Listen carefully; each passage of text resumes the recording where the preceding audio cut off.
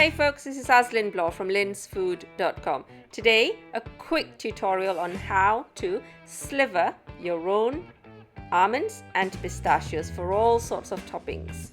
First thing you do is soak your chosen nuts in hot water for 10 minutes. Then it's a simple case of just taking the skin off. Almonds are very easy, they literally slip out of their skin. Use your fingers or use a kitchen paper. Pistachios may need a little bit of help depending on the age of the nuts.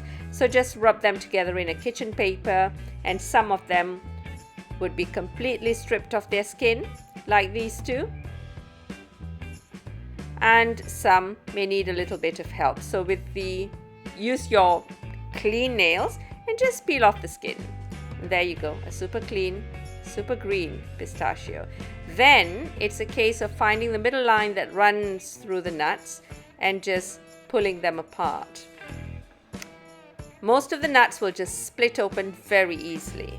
Make sure your nails are clean though, or use a paring knife, find that middle line and split them into two. Once you've done that, get a sharp knife and very carefully cut them into thin little strips known as slivers. That's it. You've got homemade slivered almonds. Pistachios are the same thing. Find the line, split into two, cut into tiny little strips. There you have it, homemade slivered pistachios and slivered almonds. Perfect for all sorts of toppings and garnishing. For ice cream, for puddings like rice pudding, for rice, for couscous, for stews.